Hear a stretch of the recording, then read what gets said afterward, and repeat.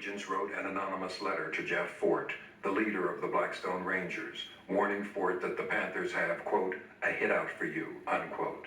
The Bureau knew that the information was false, but believed that Fort might take retaliatory action against the Panthers. Meanwhile, city officials announced a crackdown on gangs. Would you say that street gangs can do no good? Is that what you would say?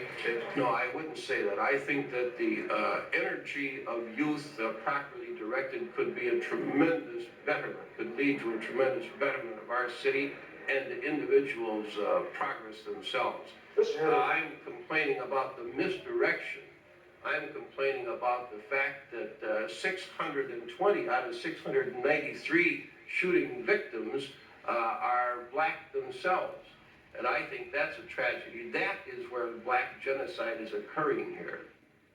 The Chicago police expanded their anti-gang campaign to include the Black Panther Party. In late May, Fred Hampton was sent to prison. He had been convicted on a charge of stealing $71 worth of ice cream bars.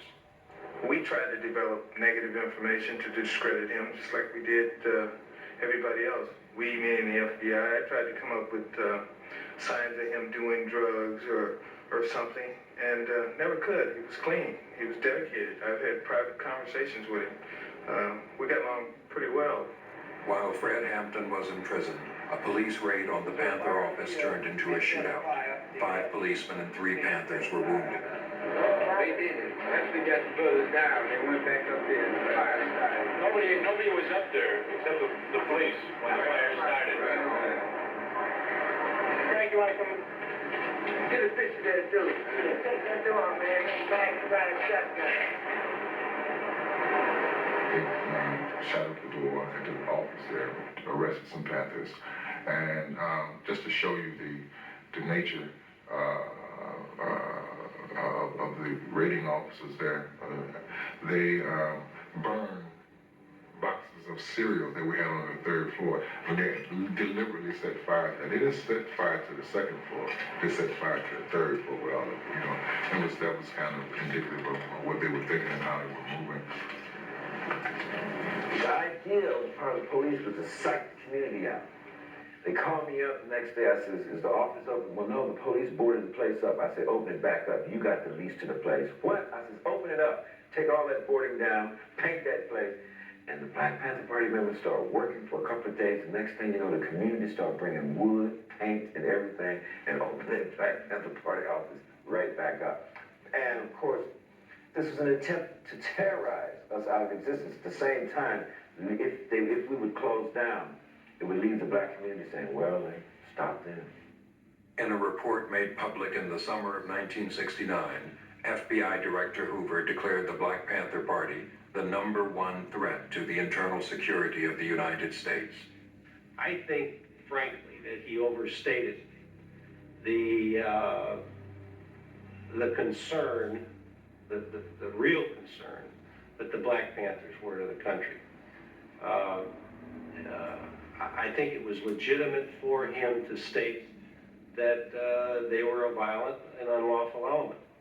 But referring to them as the most dangerous or most important, and I don't remember exactly the words he used, the greatest threat to the United States at that time, I think was an overstatement. The police community is sort of a built-in reward and punishment system of its own. And you get a lot of rewards when you go after who the boss says is the bad guy and you get it. And I think what J. Edgar Hoover was able to do was to give police officers the impression that it was okay, it was open season. You didn't have to worry about the law. You didn't have to worry about the difference in the executive branch of government and the judicial branch of government. I think what he in effect said is it's our ball game, guys. We've got the authority, we have the capacity, let's crush him. Panther leader Fred Hampton was still in prison, but efforts were underway to appeal his conviction.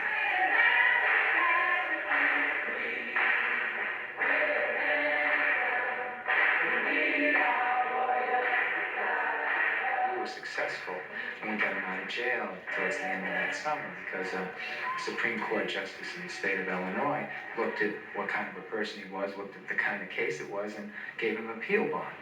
That's the first time I saw Fred Hampton. And I was in a young white student, a predominantly black church, full to the rafters, welcoming Fred Hampton back. Okay, you put your hands down now. We say all power to all people. We say white power to white people.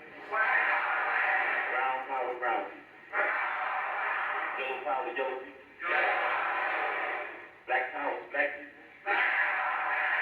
X power. We go out, we drive along to some schoolyard or something, and there are like 200, 300 people waiting there for Fred to show up. And the phenomenal part was that, I mean, these are all people from the streets, I mean, who are not going to get up and go to work or anything else, and never had no discipline and never would. But there they were. It was 6:30 in the morning, freezing Chicago weather. And Fred would have them out there doing push-ups and jumping jacks and getting themselves energized for the day's work, which included making the breakfast, which included selling papers, which included working in a medical clinic, which included a bunch of stuff. It was a very day-to-day kind of a thing, the Black Panther Party. And you had Fred out there rallying them, and he'd say, all right, power to the people. Everybody said, power to the people. He'd say, now, I'm not going to die on no airplane. I'd say, no. I'm not going to die slipping on no ice. They'd say, no. He said, I'm going to die for the people because I'm going to live for the people. They say, right on. He said, I'm going to live for the people because I love the people. They say, right on. He said, I love the people. Why? And they say, because we're high on the people, because we're high on the people. That was Fred Hampton. When you saw this was 21 years old. It was unbelievable. You could not be moved by Fred Hampton. In the fall of 1969, Chicago was the scene of a controversial trial. The defendants were leaders of the anti-war demonstrations that had taken place during the Democratic Party convention. National Panther Chairman Bobby Seale insisted on speaking in his own defense. On October 29th, trial judge Julius Hoffman ordered Seale bound and gagged. This is a symbol to every one of us. Black men in our courts are gagged. Black men in our courts do not feel as though there is any justice. Black men in our courts, whenever case they come, feel that judges do not understand and are without mercy. 2 weeks later, a gun battle on Chicago's South Side further escalated tensions. A former Panther and 2 policemen were killed. The deaths provoked a response from informant William O'Neill's FBI contact. Mitchell became more specific during that time. He wanted to know the locations of weapons caches. He wanted to know if we had explosives. He needed to know who was staying at what locations, who spent the night where. His information didn't change so much as he requested more detail. And I knew why. The shootout on the South Side had pretty much laid the foundation within the party, within the Black Panthers. We knew that the police would react some type of way. Expecting police action, the Black Panthers had fortified their office. FBI informant O'Neill was now head of Panther security in Chicago. We very confident that nobody's coming to this building. But they get nobody getting on the roof, man. I want you to know that.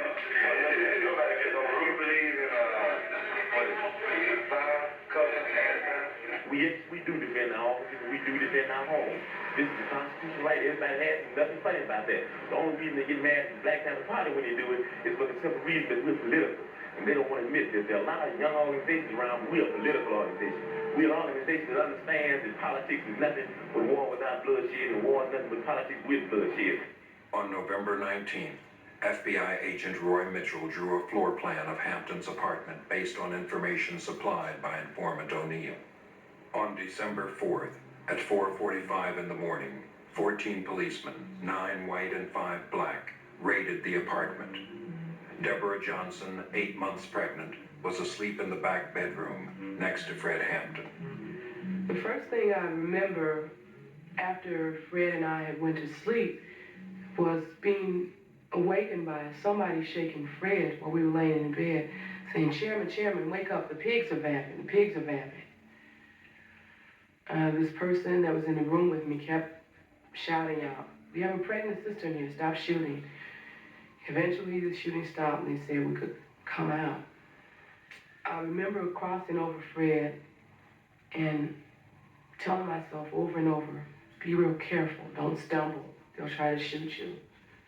Just be real calm, watch how you walk. Keep your hands up, don't reach for anything, don't even try to close your robe. When I was in the kitchen, I heard a voice, an unfamiliar voice, say, he's barely alive, or he'll barely make it. Then the shooting started back again. Then I heard the same unfamiliar voice say, he's good and dead now. And I knew in my mind, I assumed they were talking about Fred. And I knew when I left out of there, I couldn't look towards the room.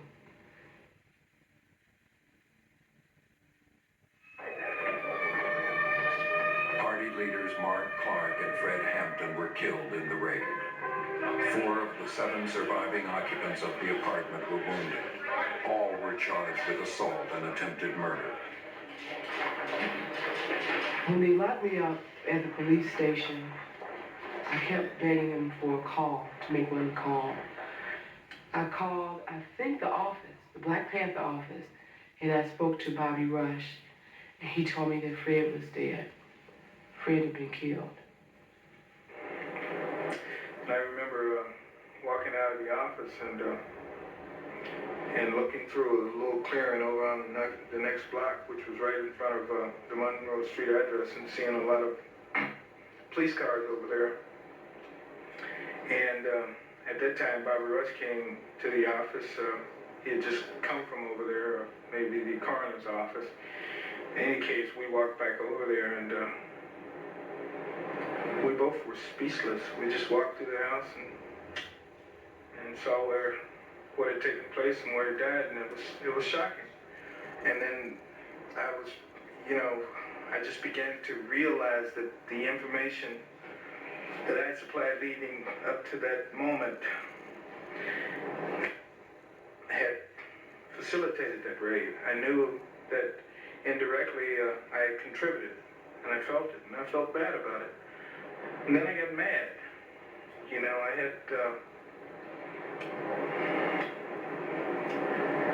I had to conceal those feelings, which made it worse. I couldn't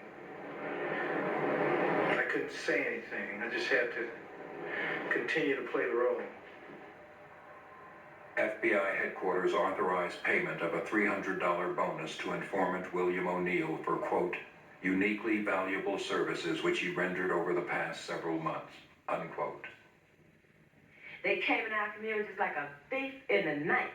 And they just snatched Fred's life just like that, And it's just like, why?